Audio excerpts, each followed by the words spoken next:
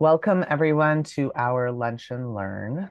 I'm so excited to have you all here as we get a chance to be learning from Dr. Tammy Bernasky. And it's going to be a really important conversation on disability and gender-based violence. This is one of the most important issues I think we don't talk enough about. And so I'm really grateful to her for coming to speak. Let's begin first, however, by grounding ourselves in gratitude. And I invite you to consider where you are located on Turtle Island and just to take a moment of gratitude for where you are. There's so many places on the planet that we could be. So for those of us that are here right now, especially if you're in beautiful, unceded Mi'kmaq, let's take this moment for gratitude. And where do you feel most grounded? So as I prepare to do this land acknowledgement and recognizing that being a treaty partner means aligning with Mi'kmaq land-based values, where do you feel most grounded? Is it your garden? Is it the beach? Is it a hiking trail or a park? Just take a moment for gratitude. And I also invite you to join me in the chat and acknowledge the name of where you are located. Placenames.mapdev.ca is one place where you can actually interact and find out the specific town or village where you are. I would like to begin by acknowledging that I am speaking from Unama'ki, which is located on the ancestral and unceded territory of the Mi'kmaq, whose inherent rights were recognized in the peace and friendship treaties that were signed with the Mi'kmaq, Maliseet, and Passamaquoddy peoples from 1725 to 1779. This series of treaties did not surrender Indigenous land, resources, or sovereignty to the British Empire, but instead established rules for an ongoing relationship between nations. The treaties were later reaffirmed by Canada in Section 35 of the Constitution Act in 1982, and they remain active to this day. Let us take this time to pause in reflection and gratitude for the land where we live and work. And also to pause in gratitude for all who have and continue to heroically care and advocate for this beautiful land. May we join them in this sacred work. Let us ground ourselves in the wisdom of the land-based Mi'kmaq teachings and values we must all begin to learn. Let's work to decolonize ourselves, our practice, and this community that we share by working for justice for all living beings as an expression of our gratitude for being here. And let's take a deep breath and recenter ourselves away from the violent ways colonization fills our world and fills us. And let's take another deep breath and work on letting go of the unconscious bias that is everywhere, inside and out. And may our session today lead us to be in right relationship with this land and with one another. Because we're all treaty people. So how does this impact what we do and how we do it? And how can it guide our work together today? We acknowledge the Truth and Reconciliation Commission of Canada's calls to action, specifically those that impact us as social workers around child welfare, education, health, justice, reconciliation, and language and culture. And we commit to translating this acknowledgement into action by seeking to implement the recommendations of the Commission's calls to action so that we can become better treaty partners, and we commit to learning and unlearning. And so we are really reconfiguring what it means to be a social worker in this era and how to become safer, recognizing the interconnectedness of all forms of colonial ideologies that perpetuate racism, capitalism, environmental terrorism, settler colonialism, and patriarchy, and that really are at the root of the violence that we are going to have a chance today to be learning and hopefully beginning to unlearn. And this is part of our code of ethics and our values that we commit to using as part of our commitment to fighting against the illusion of neutrality so that we can become anti-racist and fight against racism and all intersectional prejudice that's part of colonization. And so it is with great joy that I have a chance to introduce you now to Dr. Bernasky, and I'm going to spotlight her. My computer lets me. There, okay. Sorry, my computer's having a moment. Um, Dr. Bernasky, it's such a pleasure to have you. Some of you may have had a chance to learn from her. She spoke at, we had a partnership with the Dalhousie Equity Committee, and she spoke on a panel there and was so brilliant and inspirational that I could not wait to get her back to talk to us. And this is the first of two panels. She's going to be back in a little less than a month to do a second panel, the second presentation. But today we get to hear from you. So I'm going to stop talking, which is good because I'm not as centered as I'd like to be. And I cannot wait. So over to you, please. Thank you so much. Well, thank you so much for the kind introduction. I feel like it's a bit to live up to, but I'll do my best. I'm really happy for the opportunity to speak with you today.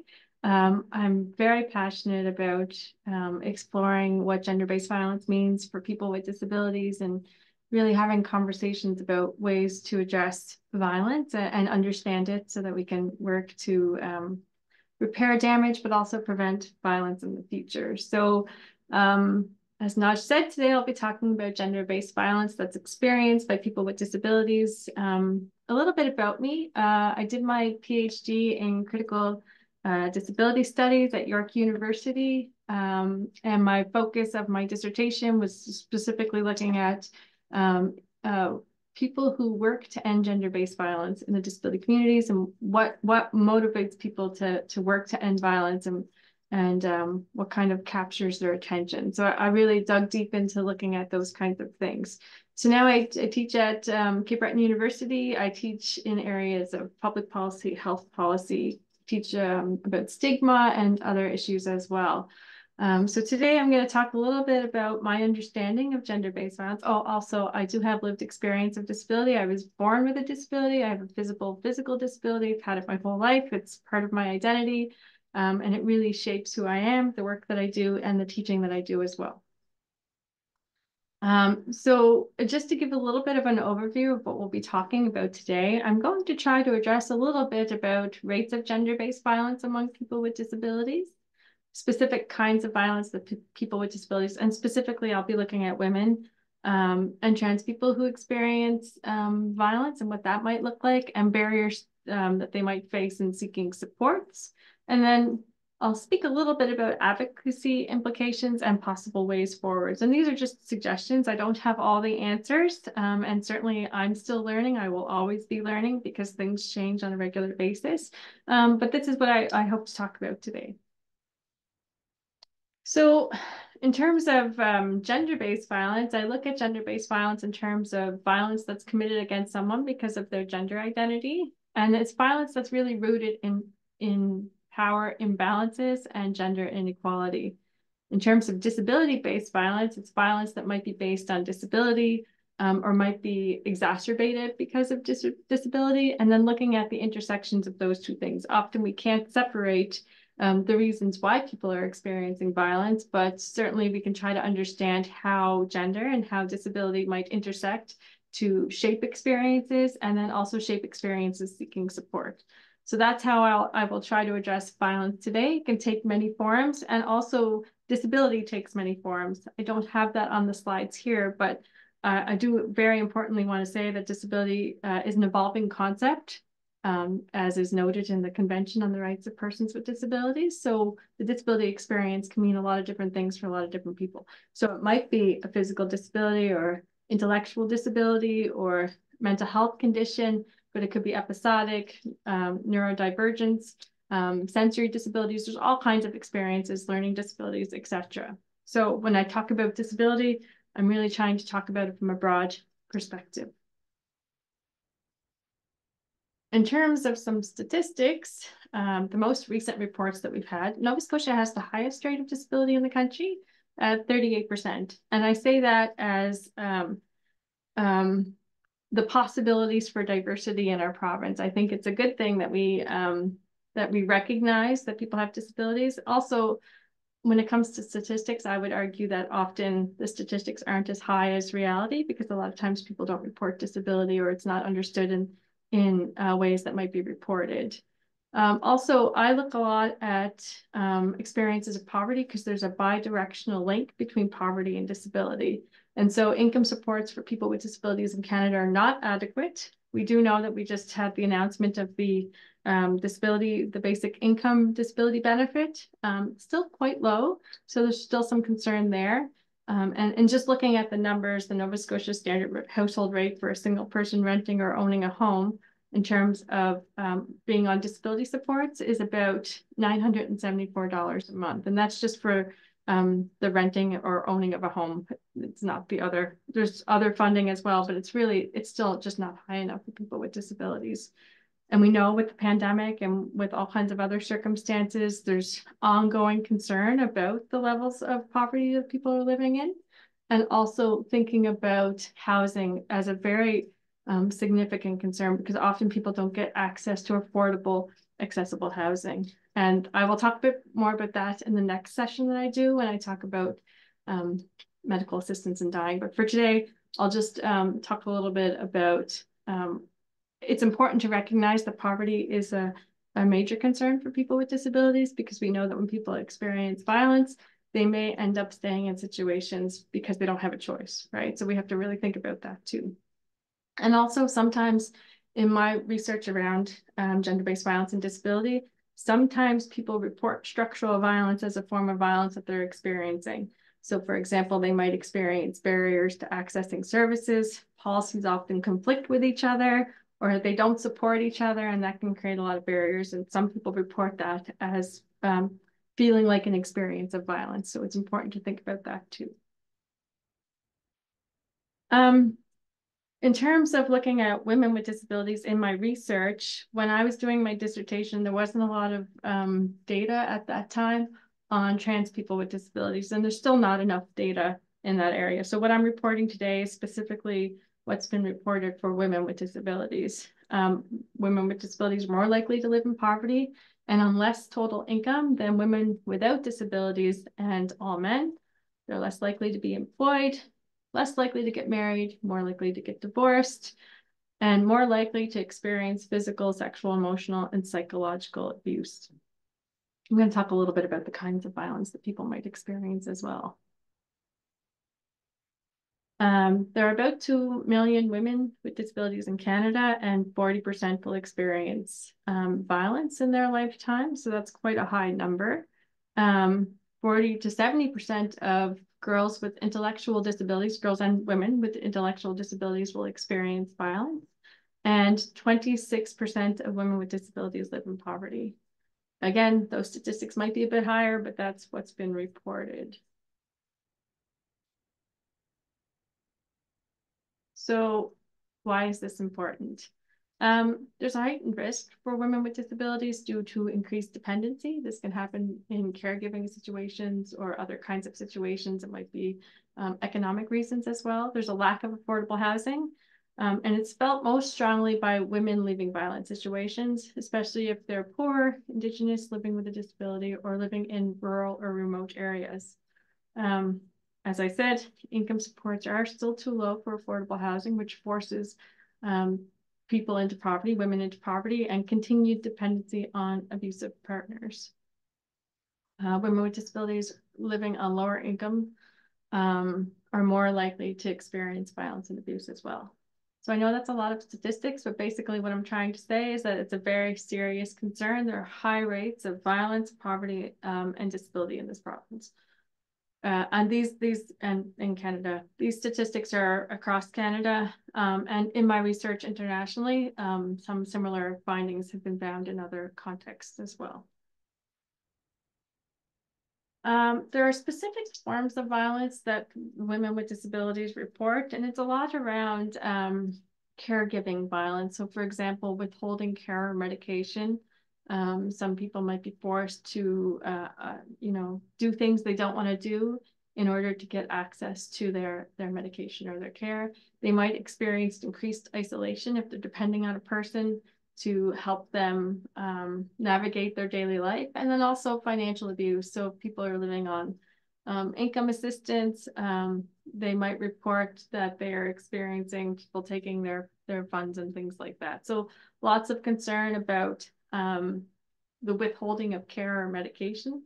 Sometimes people are dependent on people to physically hand them their medication, and they just withhold that from them. So these kinds of violence can be hard to spot, particularly if a person is just coming in like on an occasional basis. They might not notice these kinds of things happening, right? So it's really important to think about, I guess, navigating situations to ensure that people are getting access to the socialization they need, to the medication they need, the care they need, and also their own finances as well. There's also, and I won't get into this too much today, but there's a long history of denying reproductive rights for women with disabilities. That's globally, but in Canada as well. There's been a history of sterilization of various populations, but particularly we're talking about people with disabilities, and then being denied the right to parent. We see this with individuals who might have certain kinds of disabilities.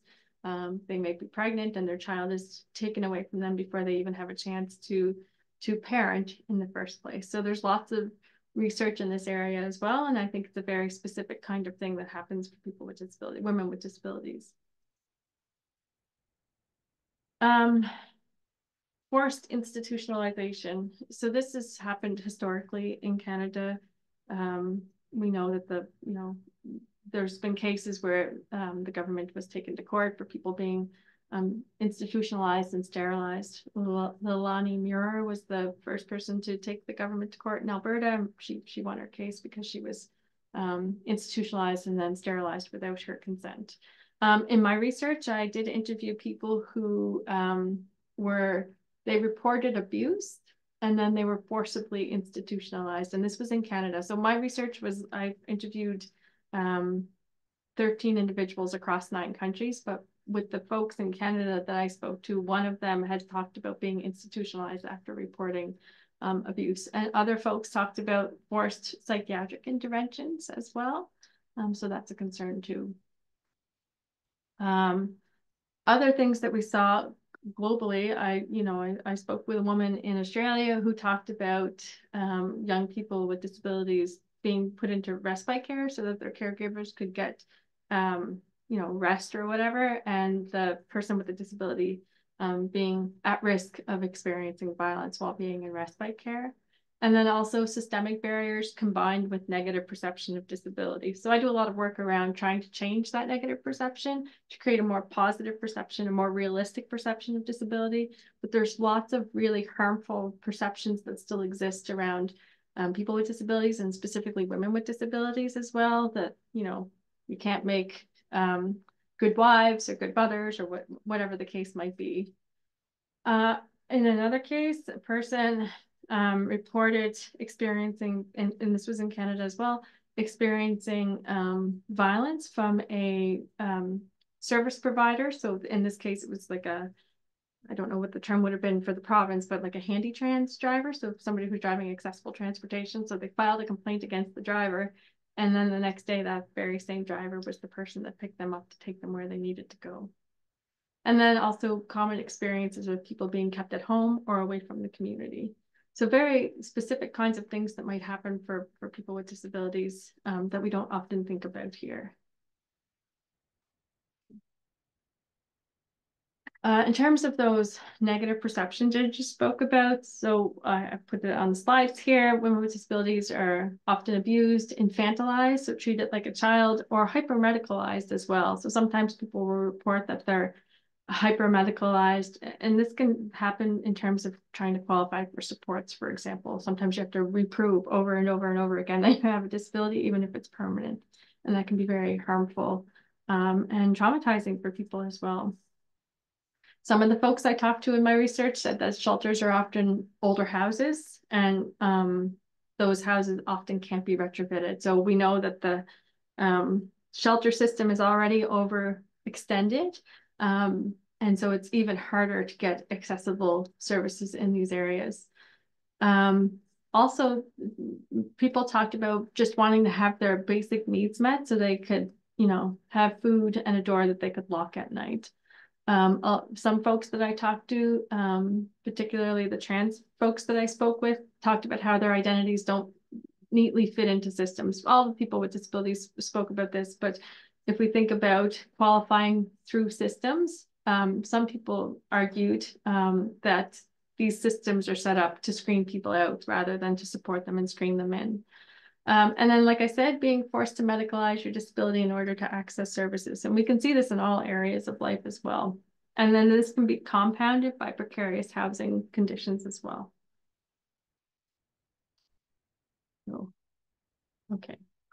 So there's been a lot of research there's been some research in this area, and so I'm going to draw on some of that as well. The Violence Against Women with Disabilities Violence Prevention Review identified a number of I guess, challenges for people with disabilities experiencing abuse. So disclosing abuse can be the first barrier, because often people are afraid of losing what supports they do have, or losing, the support person that they have, or whatever the case might be. Difficulty accessing the justice system. So on this slide, I have a list of items, and on some of these items, I have little asterisks, and those asterisks are things that were reported by this review, but also that I found in my own research. So one of the things I found in my research was that people talked about difficulty accessing the justice system. A lot of times people don't even know what rights they have. Another area was the absence of support for forming and maintaining strong networks. This was reported by the Violence Prevention Review, but also I found this in my own research as well. The absence of healthcare interventions. And this report came out before the pandemic. I would suggest, and I don't know the data on this, but that there's even more barriers since the pandemic and the strain on our healthcare system.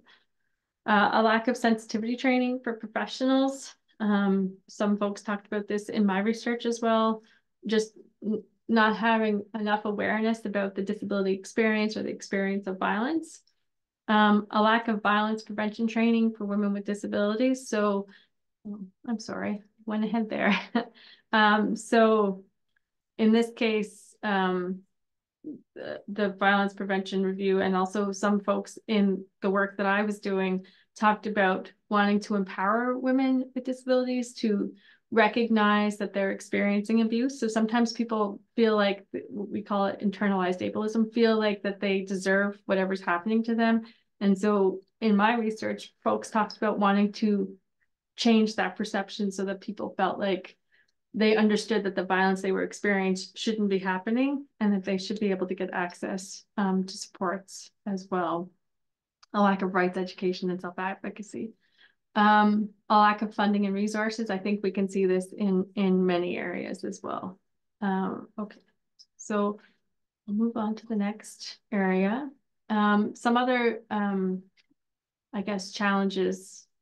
Sorry, there's a lot of stuff on my screen right now. I'm just going to try and close that. Okay. Government. I'm gonna like let you finish that. I just want to say thank you so much for making me feel better about my computer glitches Oh earlier. gosh. It's Yeah, just a there's so computer many things. day. There's a lot of things on my screen right now that pop up when you share your screen, and I'm trying to move them around. So We don't see anything. You're all good. it's But just thank you for technology, making me right? feel better. Okay. For sure. Yeah. I mean, technology is what it is. But also it gives us the opportunity to do this, right? So it's great. Lack of control of rights is a big area that folks talked about as well. Lack of training and recognizing abuse and accommodating women with disabilities. So, often when people are in emergency situations, the supports they need are just not there, right? So it might be things like ASL interpretation, or physical accommodations, or sensory accommodations, things like that in an emergency situation, or when somebody's exiting a difficult situation. Often these services aren't available. Also, we know that specialized services, I don't think I need to tell this group this, specialized services require long wait times or funding that often isn't available. For the most marginalized women, the services they use, like disability supports, food banks, hospital emergency services, are all experiencing funding cuts. And some of the folks in my research talked about this as well.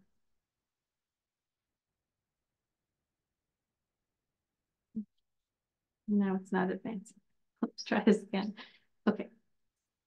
I was going to say something here before I move to the ways forward. In terms of, I just want to give some examples here. I spoke with some folks in the Canadian context about specific challenges that they experience. So one person talked about going to the hospital with somebody who was injured, but and also had a mental health condition. And when they got to the hospital, the person had fallen out of the bed they were in the hospital, and their advocate, who was the person that I was interviewing, was there with them. And when the person fell out of the bed, the advocate went to get some help, and the healthcare providers basically treated the person as if they were just there seeking drugs and things like that. So they really didn't treat the person very well at all. Other folks talked about how sometimes decisions get made and the implications for marginalized groups aren't always considered. So in Toronto, for example, there's a token system for the bus. So if you're taking transportation, you can either use card, cash, or tokens. And they eliminated tokens from the bus system or the transportation system. And so that meant that people who were trying to go get access to services, often they'd be given a token to take the transportation. When they cut that service out, and they moved strictly to like a card system, it made it difficult to give people access to transportation. Or when libraries are open and then the funding gets cut and they have to close down some of the libraries or shorten the hours, sometimes people go to libraries just to have a place that's considered a safe haven. And when these services are shut down, often people will not have a place to go and they don't have the same safety. In terms of, I want to say a little bit about structural violence here before I talk about ways forward, because this is something that I'm really passionate about, that I think is not well discussed, I guess you could say, in thinking about how our policy systems are set up to support people and how that is violent for people that are trying to access those services. So when I lived in Ontario, I worked on a project that was looking at income supports, and people would come to our workshops and talk about how if two people have a disability, they don't live and they're in a relationship, they don't live together because some of their benefits will get cut. So they basically can't afford to live together because they will get less money collectively than they would have separately. And we already know that when people live individually, they already don't have enough money to live a good quality of life. And so people have to make decisions to live apart just so they can get the maximum benefits that they're entitled to. Also, I'm gonna, in the next, maybe this will just set up the next lunch and learn that we do. I'm going to talk a little bit about medical assistance in dying in the next session. But what I want to say here is that in terms of violence, the reason that I became aware of the concerns around medical assistance in dying and who's applying for it and why is because while I was finishing my dissertation, the pandemic had just started. It was about 2020. And I remember listening to the news, and at this point, the foreseeable death requirement was still in place, but they were planning to remove it. And there was a news story where this woman was talking about how she had very limited support. So she had limited housing, limited income, things like that. She had a care person that would come and assist her with her daily living. And when the pandemic happened, some of that care got taken away because of distance restrictions and things like that. It also became more expensive for her to access things like groceries and food because you had to get it delivered. That's an extra fee, and she just couldn't afford it. And the thing that shocked me most out of all of that was she said, when the medical assistance in dying is expanded to remove the foreseeable death requirement, I'm going to apply for that because I can't afford to live like this. And I remember just stopping what I was doing and thinking, how is that an option? People shouldn't be allowed or shouldn't be in a situation where they feel like their better option is to apply for medical assistance in dying. And unfortunately, what we've seen is that there have been people who've applied, and this has been reported in committee reports and things like that. And I'm currently doing some research in this area as well, where people have reported applying for medical assistance in dying for non-medical reasons that are related to their socioeconomic disability and other statuses. And so for me, that is the I guess, the height of structural violence, when we have a system set up that's not already set up to support people to live a good quality of life, and then they're given access to medical assistance in dying. And it's actually easier to access that service than it is to provide or get access to the quality services that they need in terms of everyday living to live a good quality of life. So I would argue that we shouldn't be allowing for this to happen without first setting up systems to ensure that people get a good quality of life and that they have the resources they need. And so I teach healthcare policy, and I give this example all the time in my class. When the pandemic happened, it was considered a medical emergency for most people. They couldn't work for medical reasons, right? And the federal government said, okay, we're going to have CERB. And that was going to be the, if you couldn't work because of a medical condition or because you couldn't go to work because of COVID, people got $2,000 a month. Well, that already excluded anybody who was on assistance, right? They didn't get access to the same funds, but also the government decided that in an emergency, people needed to have $2,000 a month. And we already know that the support systems are not $2,000 a month if you're living on disability supports. And then people have also said that when they age and they have to go on different supports because they're older, they lose some of the benefits they had under disability supports, and that creates even more barriers. So again, when we talk about violence, I feel like this is a very strong example of structural violence. And I think we need to be doing more in our systems to support people to live a good quality of life. Okay, so I'm going to talk about some ways forward, if I can get on the right slide here. Okay. So these are just some possible things that could be done. And I have some references here too for, because other people have made recommendations. The Bacova report did, for example. So develop best practice tools to educate, train, and support all people with disabilities on violence prevention. So for me, I think this sort of thing needs to be done in concert with people with disabilities, because the disability experience is so diverse and so vast that no one person, no one organization, no one set of research can have the answers to that. We also need to develop best practice tools to educate, train, and support and guide the work of professionals in the violence intervention sector. Have ongoing training sessions around various types of disabilities and accommodations, just because there are so many different ways that we experience disability and the accommodations that we might need. And if you think about it from an intersectional perspective, what we need and when we need it might change across time and space, across experience, right? So we don't live the same lives every day for our entire lives. Things might change. And so keeping in mind that we need to be accommodating people and understanding disability in different ways at different times. Because I could have my disability, somebody else might have a similar one, but we have very different experiences because of things like race or citizenship status, socioeconomic status, all of these things, right? And then also to work with service providers to ensure that communication and interpretation services are available when needed. I remember, so if you're in Cape Breton, we had 150 centimeters of snow all at a very short time. And a deaf woman was taken to the hospital, and they didn't have an interpreter available to help her in that moment. So it's already stressful when you're, in a medical emergency or in a medical situation.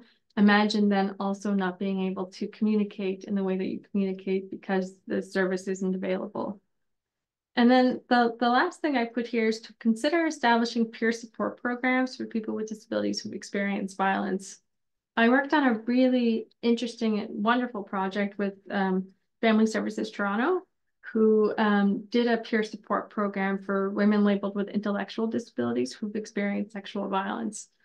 So they did that project, and then they did a follow-up, and I joined on to look at the follow-up, which was looking at the effectiveness and the opportunities for peer support and what that might look like for women labeled with intellectual disabilities. And what folks talked about was being able to talk to people who had similar experiences to them was really helpful, because They were able to talk about their experiences, they felt less alone, and they were able to talk about how to cope with certain things.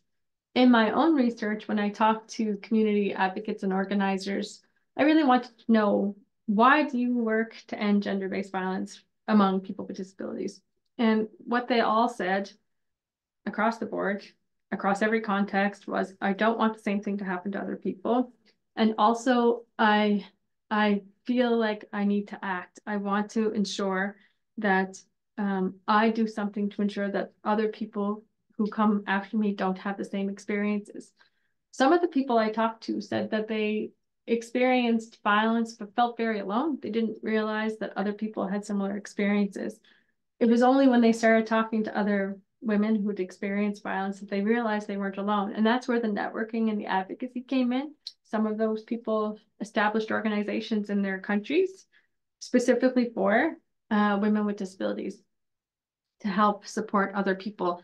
And, you know, when they talked about this networking that happened, they really talked about not feeling alone. And so in my work and in my discipline of disability studies, it's also my personal experience, but in my discipline, storytelling is really important because the history of disability and the history of people with disabilities is almost absent. So if you look back in the history books, there's very little talk of people with disabilities.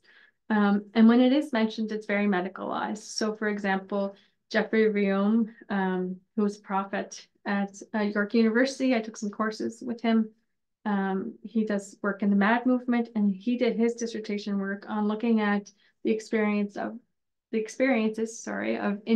institutionalized individuals, and recognizing that the history of those individuals was very much based solely on the experiences that were documented by the medical professionals, or maybe if somebody came to visit, but that didn't happen very often. So really that history is really just the medical professionals' interpretation of that person's experience, right? And so in my work, I try as much as I can to share the stories of people with disabilities, and to give them the space to share their own stories, because we all have different experiences. So I think it's really important.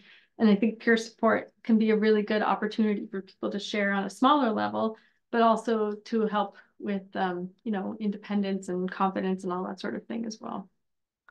Okay, so I think we needed to save some time for questions. So I'm going to just wrap up with a broad conclusion to save about a few minutes for questions if you have questions. So I guess the points that I really want to make with this presentation today is that the rates of violence among people with disability, they're high. And that the violence experienced by people with disabilities is not always recognizable. So because there's so many different experiences, we don't always know what questions to ask or things like that. There's also some hesitation by folks when you meet somebody who's different from you, or somebody who you're not used to seeing. I often say that when I walk into a room, people don't often expect to see me there. And what I find is that if you don't know how to accommodate somebody, or you don't know how to understand their experience, it's okay to ask questions. Obviously, you don't want to ask super personal questions. Often, I don't know why, but sometimes people think it's okay to ask people with disabilities very medicalized personal questions. That's not okay. That's very uncomfortable. And it's happened to me personally. It's happened to me several times, and other people talk about it as well, being accosted by people on the street and ask questions that you wouldn't ask, you know, people that you don't know well. But in terms of how to accommodate people, sometimes we don't know. And also, if you have a lot of people with disabilities that you're working with, there might be different kinds of accommodations, and they might actually conflict with each other, right? Somebody might have a sensory disability that needs to be accommodated one way. Somebody else might have an accommodation that might impact the first accommodation, right? So you have to think about, okay, how do we work together creatively to ensure that accommodations happen in a way that will meet everybody's needs? Okay, so I think I'll stop there. I think I spoke a little quickly, but I'm more than happy to elaborate or to answer any questions that folks might have. Thank you so very much. So we're going to open this up for questions. People can put in the chat any questions that you might have. And actually, one question has already come up. So The question is, and you can either send it to me privately or you can send it to like everyone. But I got a question that was what is a question that a social worker can ask? Like, because you said like don't ask questions, but maybe you might have questions. So I think like people sometimes worry about how do we ask questions and not be invasive, but especially for social workers that are trying to ensure accessibility for folks, how can they ask about accessibility needs in ways that are respectful? Or what can people do around their discomfort in causing harm by not knowing the right words to use? Sure. Yeah, Everyone, feel free to put in the chat other questions you might have. I think that's a good question, especially around language. So just like I said, the disability community is very diverse. So we all have different ideas about what's appropriate and what's not. There's certain words that we just don't use. But for example, some people say disabled, other people say person with a disability. I kind of waver between the two for all kinds of reasons. So in terms of not knowing like what language to use, you know, I would I would start if you're trying to assess somebody's situation, but do it in a respectful way. I would start by saying, you know, I'm here for whatever reason. These are the kinds of things that I have in mind that are available to me to assist you with other things. So always okay. So what I would say is that sometimes inclusion to feel truly included in a situation is to not feel like an afterthought, right? So you know you can give an accommodation, but if you don't have something prepared ahead of time, then that person is going to feel like, well, they didn't really think about me or my experience before we got to this moment. So sometimes I would suggest saying things like, in terms of accommodations, these are the kinds of things that I have available, or these are the kinds of things that I've been thinking about, or the kinds of things I can do. But I recognize that everybody's experience is different. And is there anything else that I haven't mentioned that might be helpful for you in terms of um, working together in this situation, whatever the situation might be? Um, Sometimes I see a comment there, please tell me about your disability. I guess that would be okay if it's pertinent to the conversation. So you might not need to know the details of the person's disability, but you need to know probably the details of their experience, right? So you might say things like, if you're trying to assess a situation, like, what does a good day look like to you? Start with something general to see what the person says in terms of what does a good day look like, right? And because everybody will have a different answer for that too. And then say, are there any like, barriers that you're facing that don't allow you to have that kind of good day, right? Or things like that. So try to be more broad about it, because if you ask somebody to tell you about their disability, that can feel very like that can put pressure on a person, because they might feel like they have to tell you what their disability is, and some people just don't want to do that. So maybe tell me about your experience, or what kinds of accommodations you need, or what kinds of barriers you might be facing. So ask more about the accommodations and the barriers rather than the disability itself. Um, So yeah, there's a question about disability and gender-based violence data in terms of your research, and what did it say about the male experience? yeah, that's a good question. I don't have I should have done that. I planned to for this presentation, and I didn't put it in, but so I don't have the exact numbers, but what I do know is that women with disabilities experience higher rates of violence than women without disabilities and all men. But men also experience higher rates of violence than men without disabilities. Um, but I don't have the exact numbers on that, and I don't know what that's like across contexts as well, because I've focused a lot on gender in terms of women and trans people, and the data on trans people with disabilities is very limited. So the short answer is I don't know, but I do believe that the rates are higher because there's a lot of disability-based violence that happens globally. Actually, it can be very dangerous to have a disability in some contexts. Um, yeah, so I'll just leave it at that, if that's okay. So, two questions came up. One was some question about the word disability, and you mentioned that you kind of waver in terms of different words. Some people were taught, so the question that I received is, I was taught to always say differently abled. And so is that eclipsing or erasing the disability experience in our colonial world, or is that a sign of respect? What are different words that one should use or not use? So maybe we'll start with that. And then there was another question that came up.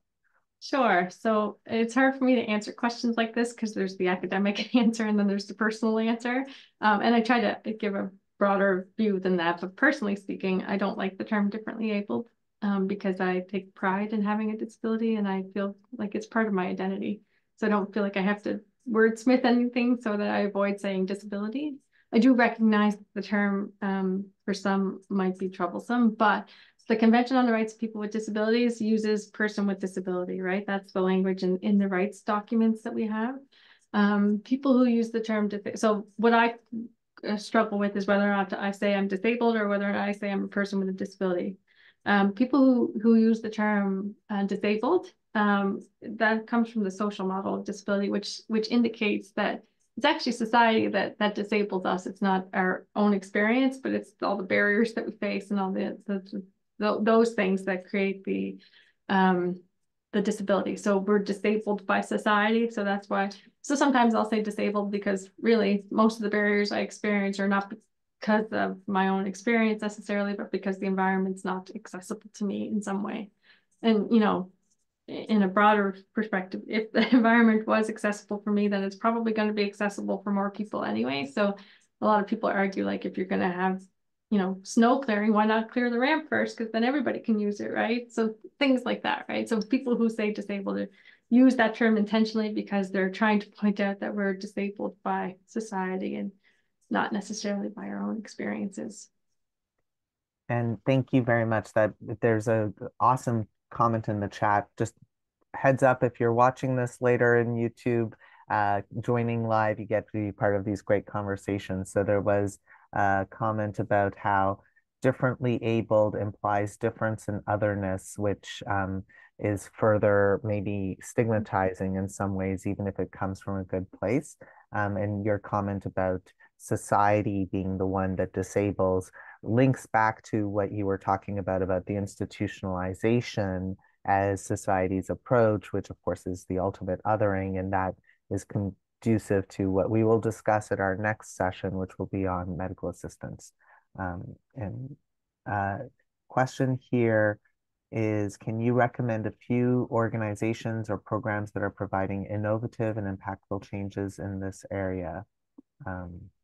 And there was another stuff. There's two more questions after that. Sure. So in Canada, there's a few organizations that work on disability related issues. DAWN, so the Disabled Women's Network, they've done a lot of work on gender-based violence and disability. Really, that's where most of the stats come from, or DAWN and other organizations like that. So I would recommend looking at the Disabled Women's Network programs. If I think of some, I can send them along and perhaps share them with this group.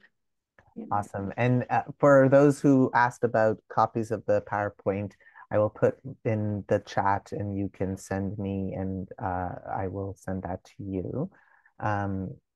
There was a question about, I noticed you mentioned about reaching out to law enforcement when gender-based violence happens. Was this aggravated, or what about for people who are Black or gender diverse or female or who have a disability and who may not feel safe contacting law enforcement? Yeah, you know, there's not enough research. That's a good question, Holly. There's not enough research in this area, particularly around race and disability, Indigenous status and disability as well.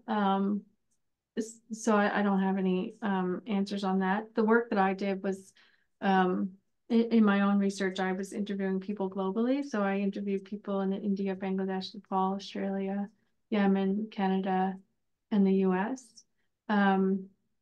Ghana, and there was one other. Sorry that I've forgotten it.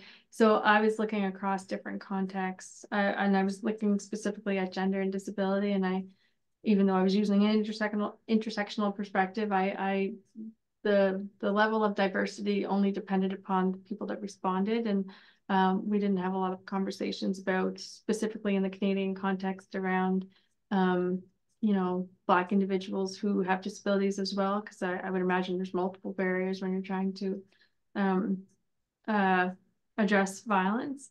The the additional barriers that did come up were, and even just in the research, were particularly for people with intellectual disabilities who often aren't believed.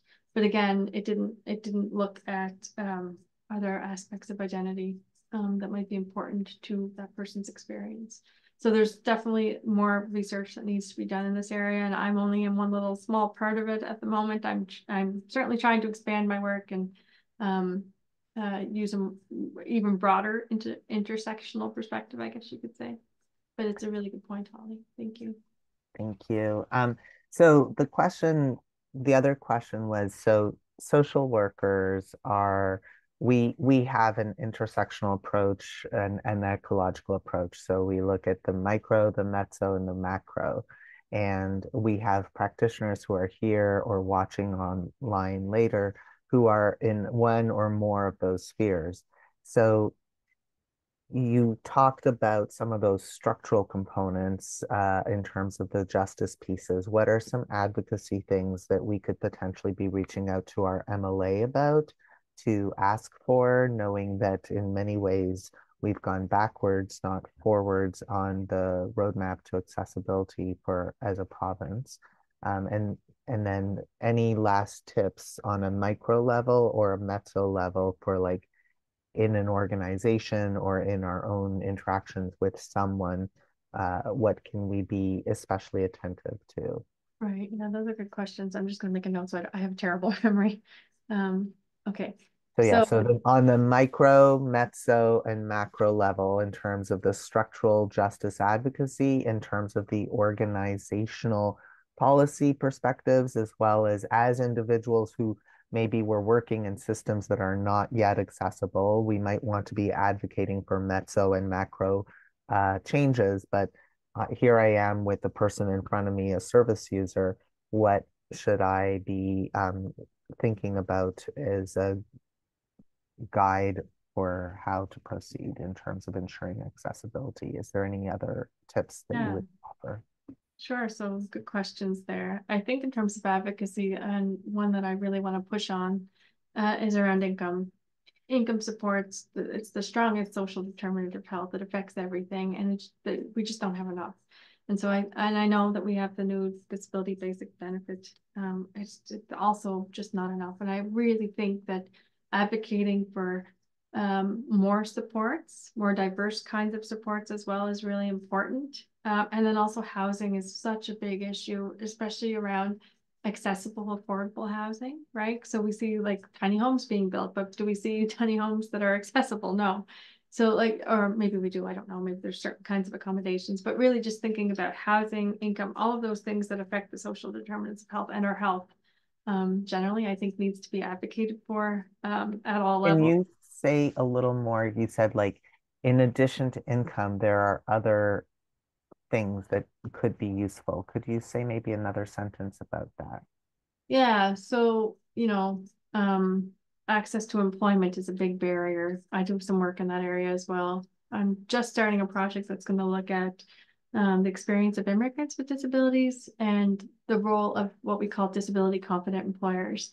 So I've done a little bit of work around creating disability confident employers, for example. So if we can create more, and what I mean by disability confident employers are employers that are confident in hiring people with disabilities and providing accommodations.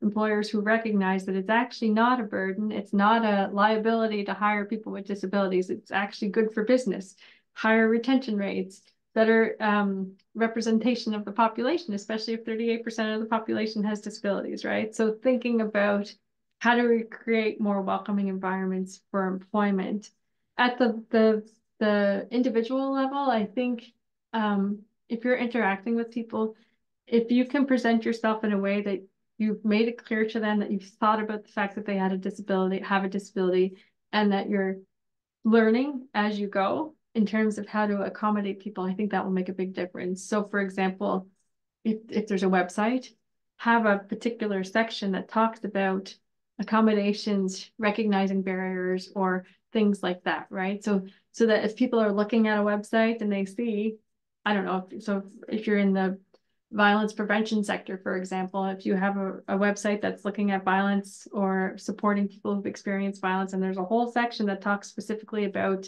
accessibility. If I'm a person who's experienced violence and I need accommodations, I'm going to think to myself, great, this organization is at least thinking about the fact that I might have a different experience. They might not have the accommodation I need because they don't know they need it yet, but just recognizing that the people are thinking about it. So at a personal level, if you can interact with people in a way that allows them to feel confident in the fact that you're thinking about accommodations, you're thinking about disability, and you're not afraid to learn, right? I think that's the most important thing, is not being afraid to. Sometimes we don't do things to help out of fear of doing something wrong, but that can actually be more harmful. So kind of getting over that barrier of having the fear of doing something wrong, and just being open with the person, but always going in prepared with some, response around accommodation so that they know at least that you're thinking about it. Thank you so incredibly much. There are other questions and comments, but I think some of these can be addressed at your next session that is going to be on August 9th.